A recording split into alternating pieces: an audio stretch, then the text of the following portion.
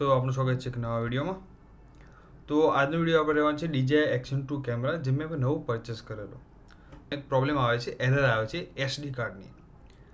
તો કઈ એરર આવે છે તમે એના વિશે તમને જણાવી દઉં. જ્યારે SD કાર્ડ અમે ઇન્સર્ટ કરીએ અને રેકોર્ડિંગ કરીએ, જે ડેટા SD કાર્ડના અંદર સ્ટોર થવાનો હોય, તો એમાં ડેટા રીડ રાઇટમાં પ્રોબ્લેમ આવે છે સ્ટોર કરવામાં. તો ઓટોમેટિક એ બંધ થઈ જાય છે અમુક 10 સેકન્ડ 15 સેકન્ડ પછી. તો એનું સોલ્યુશન શું? ચલો હું તમને ફટાફટ બતાવું કે કઈ એરર આવે છે અને એનું સોલ્યુશન શું કરવું. તો આપણો કેમેરો છે, આના અંદર આપણે 16 GB SanDiskનું SD કાર્ડ ઇન્સર્ટ કરેલું છે. તો હું તમને બતાવું કે આમાં કઈ રીતનું એરર આવે છે. અને SD કાર્ડ મૂવ કરી દઈએ, confirm. SD card please slow, shooting May stop. તો આના પર આપણે રેકોર્ડિંગ ચાલુ કરી દઈએ. ફરીથી એ જ એરર શો કરે છે, પણ રેકોર્ડિંગ ચાલુ થઈ જશે. તો આપણે 2.7K માં બી કરો કે 1080p માં બી કરો. રેકોર્ડિંગ ચાલુ છે.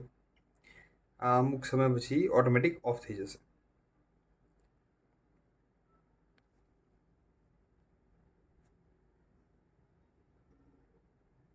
SD કા રાઇટિંગ સ્પીડ સ્લો. આવું પॉपअपનો મેસેજ આવી જશે.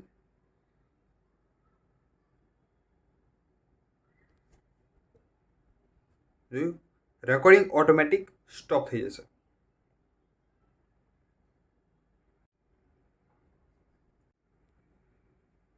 તો આનું સોલ્યુશન શું? તો આનું એક સોલ્યુશન છે, આને આપણે ઓફ કરી દઈશું.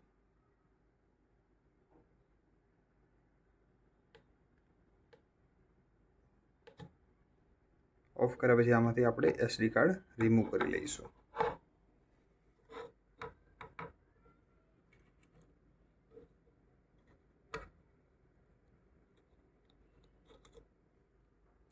તો આ છે SanDiskનું 16 GBનું SD કાર્ડ.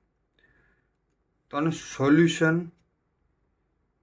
સેમસંગનું મારું એક 128 GBનું SD કાર્ડ છે, જેની ડેટા સ્પીડ રેટ તમારું એક આ 28 GBનું SD કાર્ડ છે. તો આને ઇન્સર્ટ કરીને આપણે ચેક કરીએ.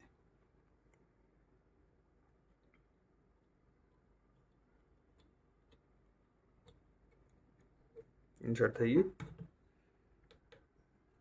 કેમેરો પાવર ઓન. SD કાર્ડ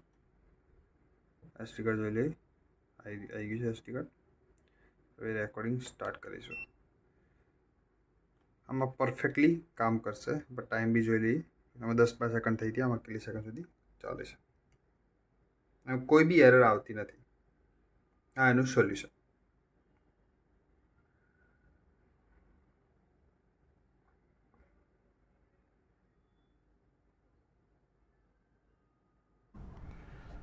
તો તમે જોયું કે સેમસંગના SD કાર્ડમાં આને કામ કર્યું, જેમાં કોઈ બી એરર ના આવી. જે SanDiskના SD કાર્ડમાં આની એરર આપી.